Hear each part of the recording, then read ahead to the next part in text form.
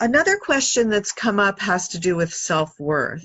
Yes. Many people find on their journey that they think they have achieved a certain level of self-valuation.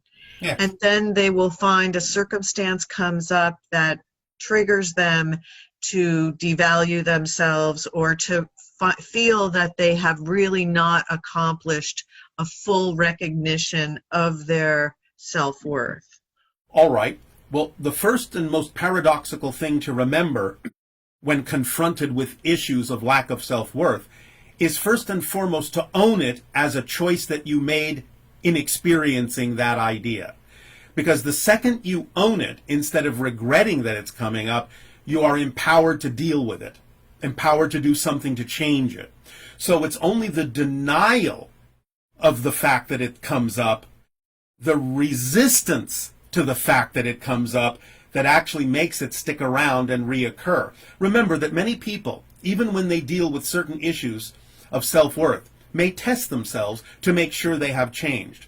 So if you test yourself and trigger yourself by attracting a situation that makes you face the idea that you may not still allow yourself to feel worthy, then you are still reacting the same old way. You're testing yourself to see if you're going to change and respond differently, even if that gets triggered.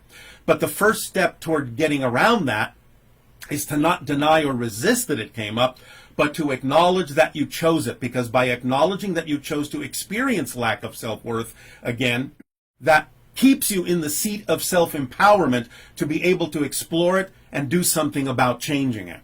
And with enough practice, you will get used to the idea that you no longer need to do that, because you will finally hone the skill of owning whatever comes up instead of resisting whatever comes up. Because remember, as we have said several times, it's not about what you experience in terms of what happens. It's about what you do with that experience that makes the difference in your world. So the first step always is to never deny or resist what happens, but to own it as something that can serve you in a positive way, to know that there's a reason that it's there, and that puts you back in the driver's seat and gives you the self-empowerment and the control to explore it in a more positive, creative, and inspirational way, and to actually have some fun with exploring why you would have chosen to trigger yourself in that way. And then more answers will come up, more ideas will surface, and you'll be on a different journey with that experience at that moment. So owning it and not resisting it is the first step. Okay, that's very helpful.